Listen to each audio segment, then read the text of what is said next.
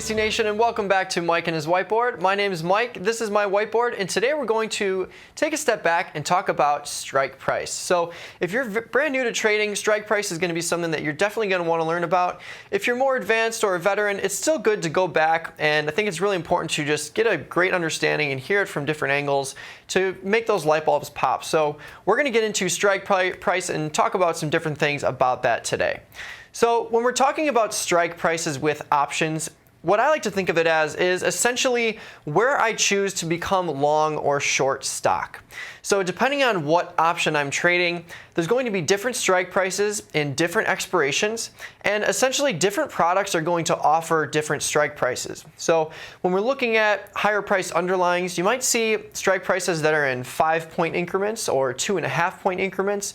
Or if you look at something like SPY, there's $1 increments or 1-point increments. So there's going to be different increments of strike prices depending on what you're looking at. And there's also going to be different strike prices for different expirations. So basically what strike prices do is give us extreme flexibility and options when we're talking about trading options. So what I've got here is essentially a stock price of 125, and we're looking at a November expiration. So all these numbers below here are considered strike prices. So we've got strike prices at 105, 110, 115, 120. So for this particular example, we're looking at a 5-point wide increment in terms of strike prices. So depending on what I'm trading, if I were to look to maybe sell a put, if I had a bullish assumption, I might look to sell a 110 or 115 or 120, maybe even a 125.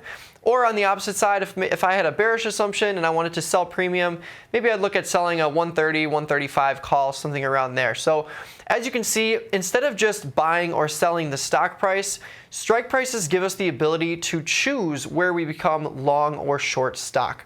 So in the next slide here, we're going to give some examples. We're going to look at selling a put instead of buying stock, and then selling a call instead of selling stock. And we're going to see what that does for us for different strike prices. So when we're looking at strike prices, we're basically talking about selective entry. And when we're getting long, instead of buying shares of stock at 50, which would be, if we're talking about a 100 share basis, it would be $5,000. So instead of doing that, I'm going to maybe look at selling an out of the money put. So let's just review what a put contract is. So a put contract is the right to sell 100 shares at a certain strike price. So if I'm selling this put, I'm essentially selling the right for someone else to sell their shares to me. So essentially, if I wanted to get long this product, I could sell a put out of the money or below the stock price. And even if it gets to that point, it's going to give me a better cost basis than if I had bought the shares outright. So let's talk about this. So if I were to purchase the shares outright at 50 and I bought 100 shares, it would cost me $5,000. So if the stock price went up, I would have unlimited profitability. There's no cap to how much I can make if I just buy the stock outright. Whereas if I sell the put instead, the most I can make is the credit received. And that's because we want it to stay out of the money. And if I'm selling something and it's out of the money, at expiration, it would expire worthless as long as it's out of the money. And I would be able to keep that total credit that I received originally as profit. So we're looking at this example here, looking at selling the 40 put for $3, which is the equivalent of $300 since we're talking about 100 shares. Remember, every single contract has the equivalency or theoretical equivalency of 100 shares. So we're talking about $3 per share, so $300. So essentially, my cost basis is $3,700 if it gets to that point.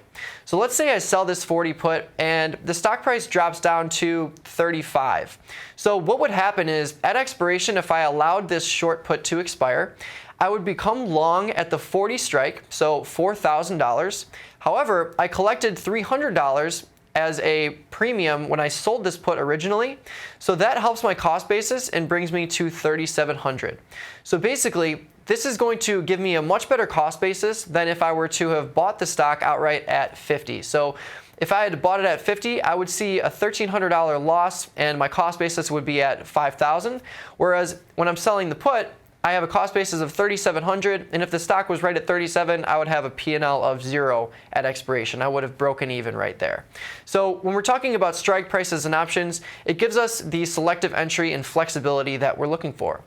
So let's look at the other side, and we'll talk about getting short. So Another great thing with options is that we can get long or short using options as opposed to stock. So let's say I wanted to get short this stock. So instead of shorting the stock outright at 50, which would be another cost basis of 5,000, basically what I would be doing is selling an out of the money call. So again, a call option is the right to buy 100 shares at a certain strike price.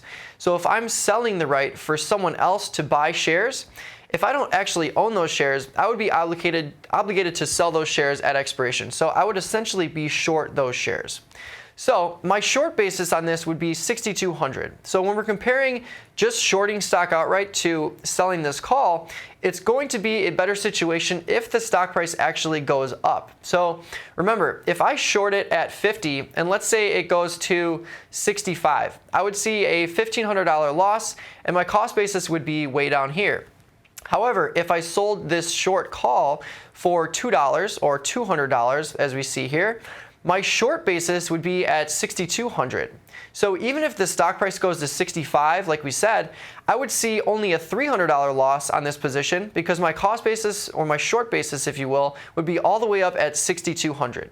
So remember, when we're selling premium, our cost basis is always going to be improved and our break-even price is going to be improved as well. So when we're looking at getting long, instead of purchasing the stock outright and having a cost basis of 5,000, I've got a cost basis of 3,700, which is a lot better if it does end up going against me.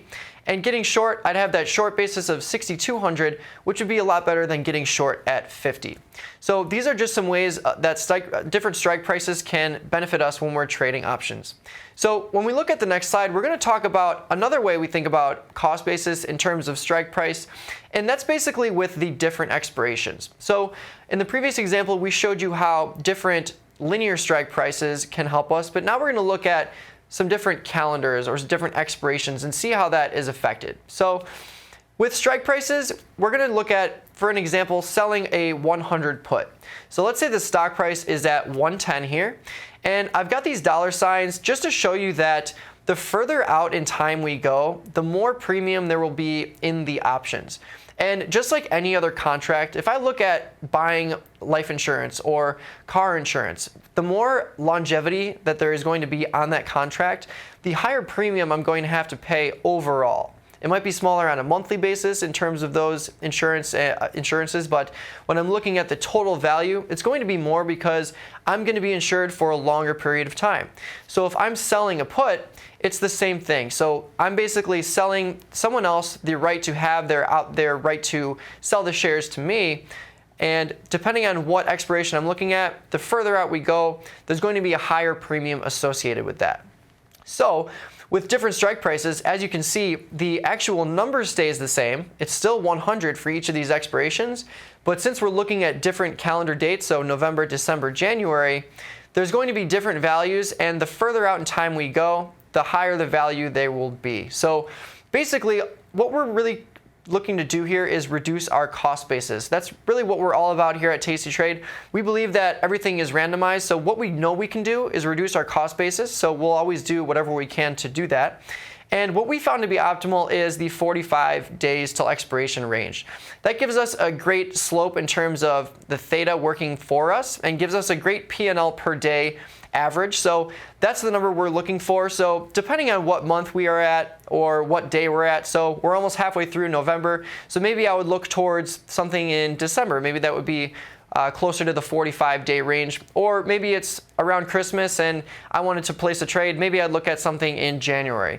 Basically, what I'm trying to say here is that when we're looking at different expirations, the further out in time we go, the higher premium there will be, which is going to increase our cost basis. But in terms of efficiency, what we're really looking at is the 45 DTE window.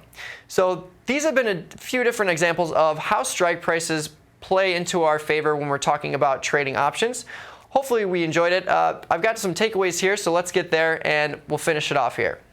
So the strike price is where we decide to become long or short stock. So when I first learned about strike prices, I just figured it was just numbers and things that I could pick. But I never really thought about what would happen at expiration.